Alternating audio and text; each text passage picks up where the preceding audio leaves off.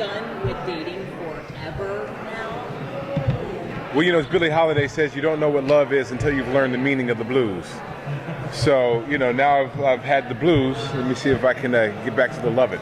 But no, I mean, I'm sure there's another Eveline out there for me somewhere. So. Yes. Pay no attention to that woman under the sheets. So, what's coming up for Hangout? I think it's just, again, more of the same. Being on the case and being sort of Nick's Man Friday. Yeah, The Knicks that obviously has a strand of ball. That also Yeah, I think they're at such odds. Just how we left it from season 5 at the end of season 5, them really being entangled and fighting and whatnot. And I think Hank has to figure out the best way to be of service to Nick, and sort of defeat what foes come up for them. So we'll see. It'll be interesting. So one of the more complicated elements of the show is who knows what at what time, especially from an acting standpoint.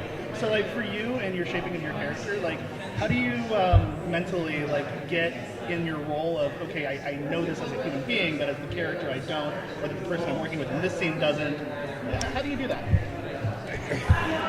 It's a delicate balance, as an actor. I think you just have to, sort of suspend, just allow things to sort of happen. I mean, what I kind of do is I call each script a breadcrumb, you know what I mean? And so I just sort of, I think, especially Hank, never is a character that knows too much at any given time. So I always sort of play it as if Hank's kind of always in the dark and everything's a surprise. So it makes it a lot more fun for Russell, the actor, sort of for things to be, a surprise. And then he's always sort of being filled in as each episode goes along.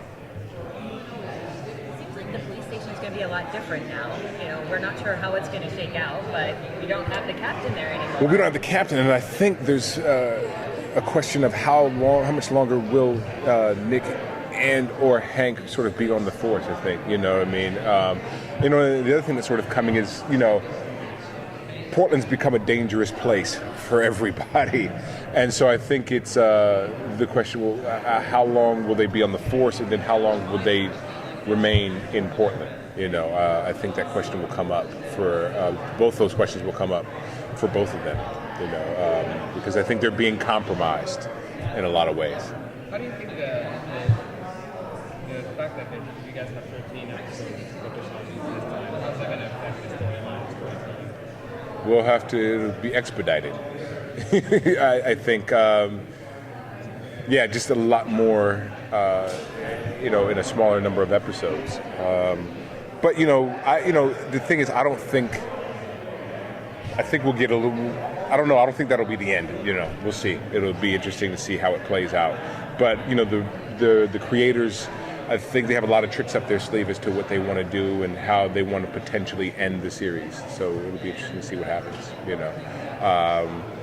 There's a lot of work ahead of us. So it's like what do they say at the end? It was like season 5 was at the beginning of the end. And now it's sort of but we just know it's the end of the beginning. So we'll see what happens. So how are the nation's events and attitude affecting how you approach the role? They don't. I think that's something that.